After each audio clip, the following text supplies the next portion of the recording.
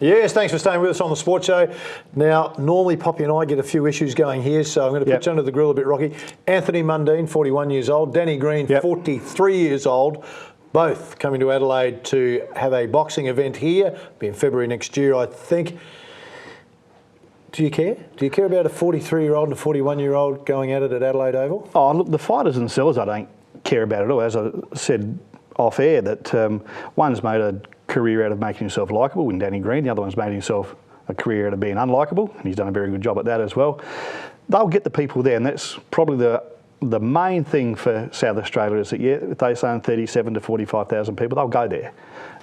Will the fight itself be watchable? Who knows? Well, I think they fought back in 2006. Mundine won that fight, but Danny Green had to drop a lot of weight to get into that fight. This time, Mundine's got to come up to Danny Green. Danny Green saying he wants to finish his career here in Adelaide with a knockout. And he wants to knock out Mundine. Could he get one? Well, I'm curious to know, A, how long since their last real fight, and how do they get ready in a couple of months? All right. Well, Green's been fighting. He's been fighting. Mundine hasn't fought for a little while. So I just question two great boxers in their time. But now this is like the last big paycheck.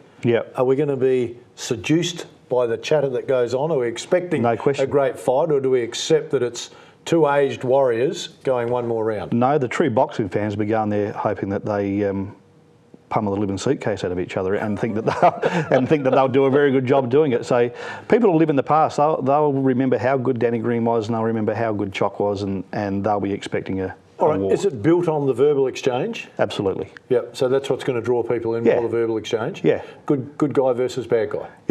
It's amazing what the marketing can do, isn't it? Like Michael Clark released a book and it's caused a fair stir. I mean, he's had a crack at Caddage, he's had a crack at Simons, he's had a crack at Watson, he's now had a crack at our own Buff Lehman, saying that Buff wanted to shake things up and take the team over and run it the way he should. Isn't that what a coach is supposed to do?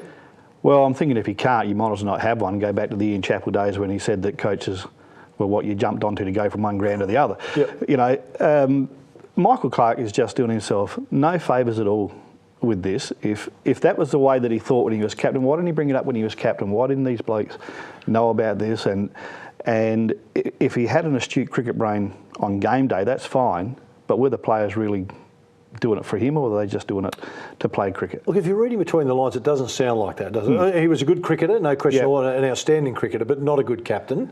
Certainly when Buff came in and took them back to number one on the ladder, you've got to say Buff's done a terrific job, so the method's right. You go, but why bring it? And it seems that every time a sports person brings out a book, they've got to say something controversial, otherwise the book doesn't sell. But there was always those murmurs circulating about Clark wasn't a good captain, and it was always had to be about him. And he wanted to go what he wanted to do.